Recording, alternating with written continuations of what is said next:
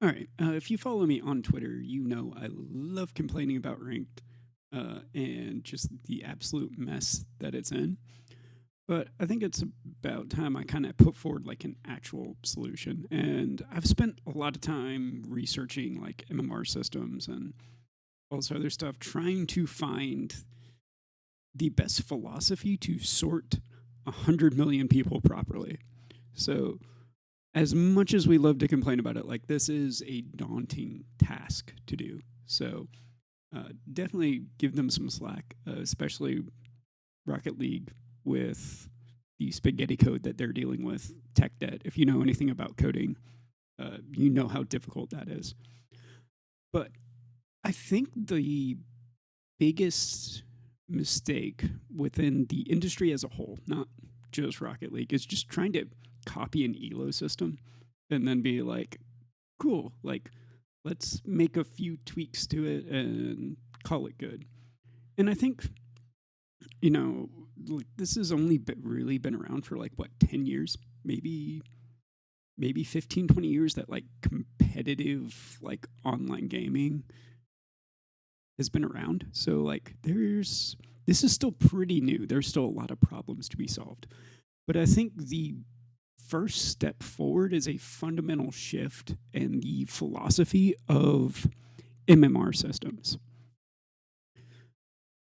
If we're comparing casual players, semi-casual players, semi to like competitive players, kind of where I am, where like I'm casual but kind of competitive, to like the sweats, like the people that are actually good at the game, and then like the aspiring pros, like uh, trying to fit them all on in the same algorithm, I think is the mistake.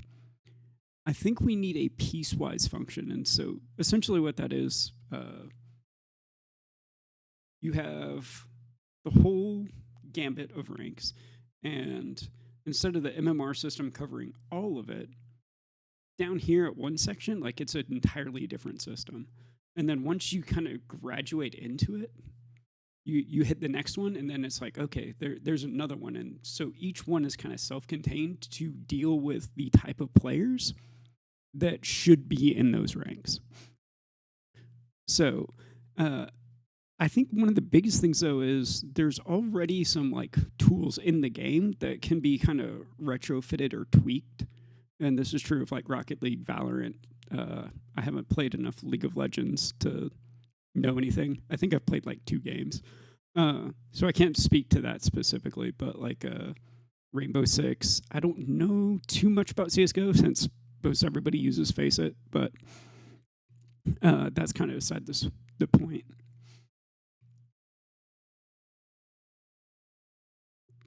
But I think we can break this down into kind of 4 sections that almost coincide with Kolb's learning cycle theory. And I'll tie it all together in the end with that. But let's start out with the challenges, like actual like in-game challenges. Like they could be so much better into introducing and teaching players things. So instead of it just being like, hey, get this score or hit the ball or like play a team that's really bad and shut them out, you know?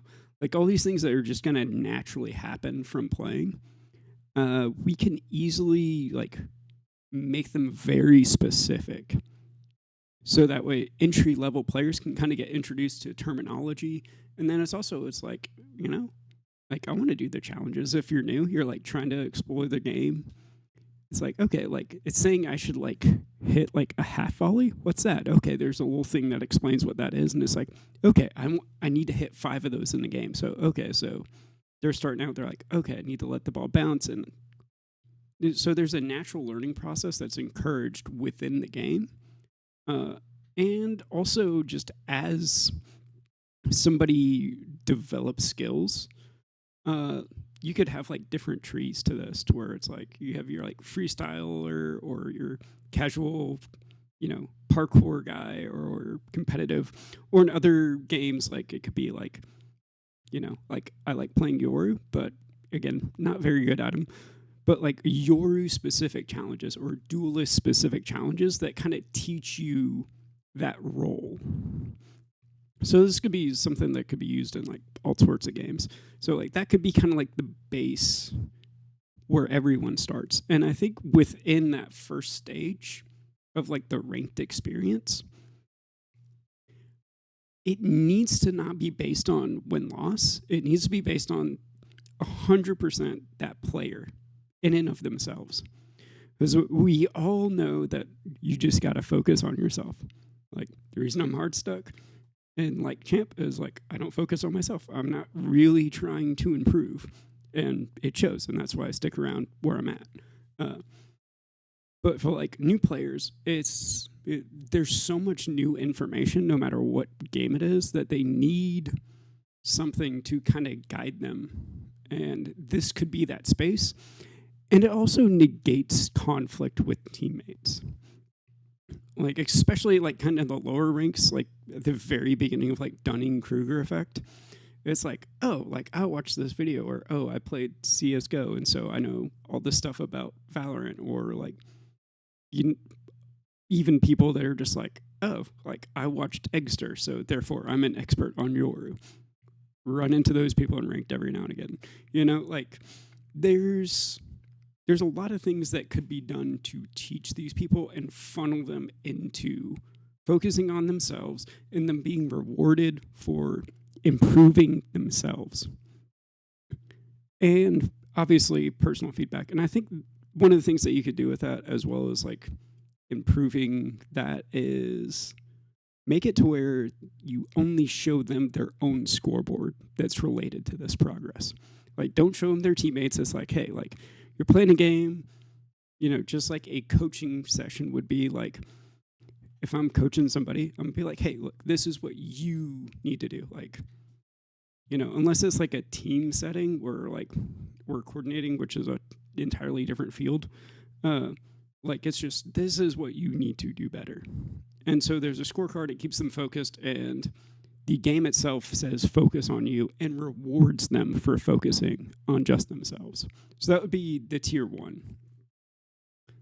The second tier would be kind of introducing like the general idea of the game in like a simplified way. Like, I don't think in Valorant, like specifically, there should be that many maps for brand new players. Like, bring it down to like 2 or 3 and let it be like these simple maps. Like, I think like Ascent, like everybody kind of hates it at the pro level or like the high level because it's like really boring because it's been like figured out. But is a great map for beginners. And so like that could be something for Valorant. Now, like for Rocket League, like as much as I hate to say it, ones. Like, if somebody wants to get in the competitive space, like there's got to be a little bit of ones, and then I think like 2s, you know, explaining like, hey, like your job is to get the ball to your teammate or into open space that your teammate can get to. So that means you also need to be in open space. Like, you don't need to hand the ball over and run away. Like, there's a very simple ways to explain this game, that as they get mechanics, they have that overarching theme that they understand. And this is where you could start to tie in a little bit of win-loss to like how they rank up. And then the next would be breaking down like positions on the field or like on the map. So like stage 3, this would be a little bit more even, where it's 50% your personal score, 50% win-loss. And I think around here, maybe start like showing like the full team scoreboard. So that way it's like, it's not just you, but you've already trained them to look at you for the first half of this section as they're learning your game.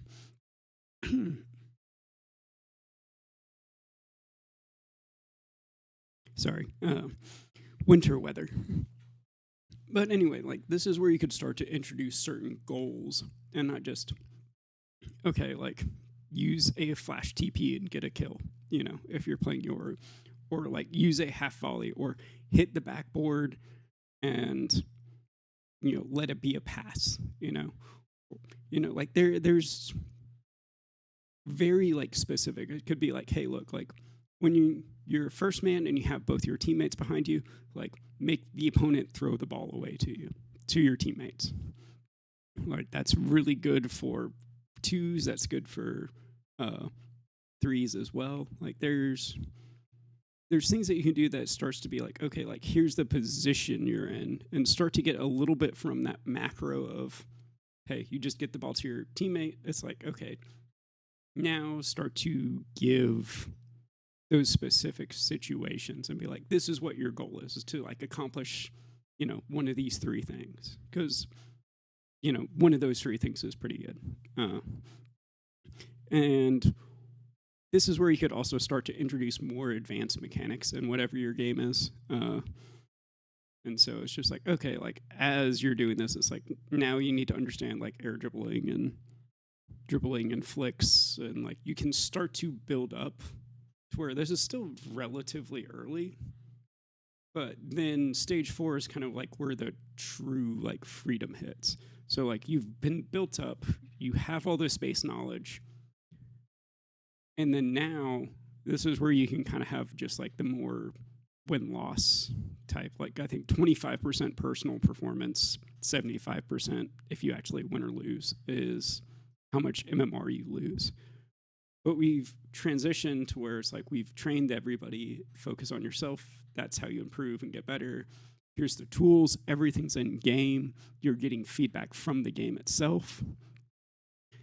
As you rank up, like you're like introduced to more mechanics to understand like the depth of the game. Yes, you don't necessarily have to master all of them, but like being aware of them, doing them 2 or 3 times, like you get to the point where, okay, now I kind of recognize it. You do a percentage of them to like move forward. So just that like constant improvement, and it's done in a fun way.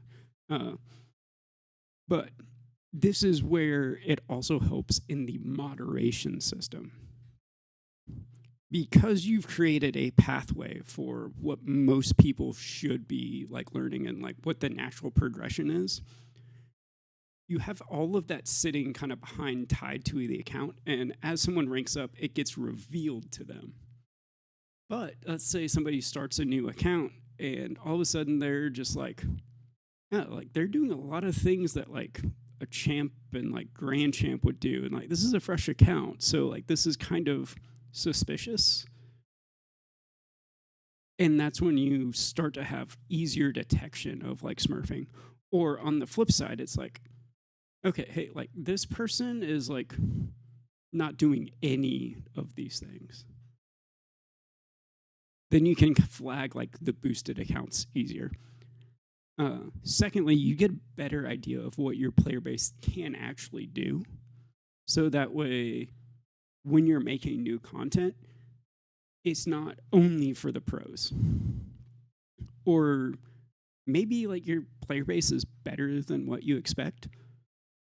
And like you can build something that is a fun way to like build skill sets within your player base. So that's my idea for ranked. It really comes down to, I think we just need to set the game up in a way that's learning, not just, I hope you win,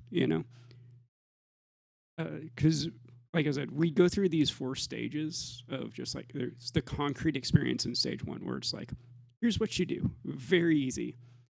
Then you start to kind of see the bigger picture. That's the reflective observation and like the Kolb cycle. Then there's the abstract conceptualization, which is the stage 3 of this, where now you're starting to like get the like kind of nitty gritty details and like see like, okay, like there's timings to being places. Like it takes a certain amount of time for somebody to rotate in either game that I've been talking about. And then you get the active experimentation. And by designing ranked in this way, you take human psychology of learning and you build that into your game. So that's my rant. I hope all that made sense. If you have any questions, let me know.